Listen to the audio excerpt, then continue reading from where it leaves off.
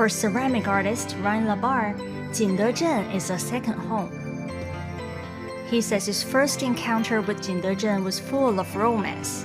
2011, I did a residency in Shenzhen and visited Jingdezhen during that residency for 3 days, and then I always wanted to come back. LaBar is from the United States. He returned to Jingdezhen in 2015 on the invitation of the local government. He soon set up a workshop to produce fine porcelain artworks. It was kind of like, I always tell people it's kind of like a son returning home, but to stay here, it's almost magical, because not only are you surrounded by the history of porcelain, you also are the mecca of porcelain, and it attracts porcelain artists from all over the world. So instead of me going all over the world, now they all come to me, which is quite nice, because that community has been very strong. Jingdezhen rose to fame during the Han Dynasty more than 2,000 years ago. Initially, fine porcelain ware crafted at Jingdezhen was meant for China's emperor and imperial court. But via travel along the Silk Road, these treasured artworks found their way across the world. At one time, fine china was even valued over gold. Unlike traditional Chinese ceramic techniques, LaBar pays more attention to sculpture. And this piece I really like because it has a glaze which is quite dynamic, meaning that it changes and reacts to the atmosphere of the kiln in such a way that it seems to mimic what you would get out of a wood kiln.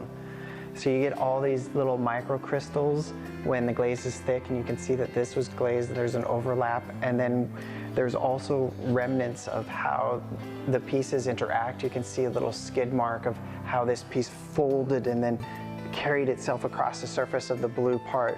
And you witness sort of like this happening that occurred in the kiln, what I call the dance, the orchestration. And then I get to pretend that I'm the conductor, and I've orchestrated this dance in the kiln, and then this is the result. LaBar's life in ceramics seems to be fate, but it's been full of twists and turns. He majored in biology in college, and his parents and teachers wanted him to be a doctor, but he had different ideas.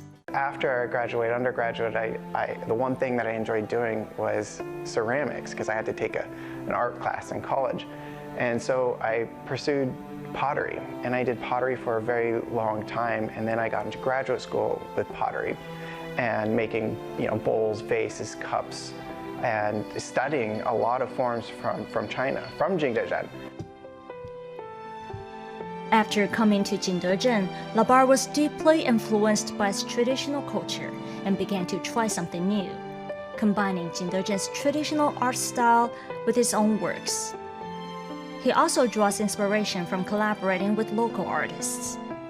Being in Jingdezhen, you can't help but use the techniques that are around you and some of the styles, the traditional styles. So, of course, there's the cobalt, and I did a collaboration with a local cobalt painter where he painted the parts, very quick sketches of traditional scenes like mountains and lakes and fishermen, and it was really quite beautiful. On one early morning, LaBar met a special friend, local painter in Jingdezhen. Please have a seat. This is Guoji. Oh, your dog? Yeah. And today is their first meeting. Ryan's perfect. Yeah. Mr. Yang is an artist specializing in painting on ceramics, especially on blue and white porcelain. Color will burn out at temperature when I fire. So this is fired to temperature to get the clear, and then this is an overglaze, and then it's fired to a lower temperature. So I've never refired my sculpture after it's been created because there's tension that if I refired it even to a low temperature, it will crack and break. Oh, that's the reason why. Maybe. You never tried that? Not really. Back in his workshop, LaBar keeps creating as he plans future exhibitions. Although thousands of miles from home, he says Jingdezhen has become a magnet for him, always providing fresh new ideas and inspiration.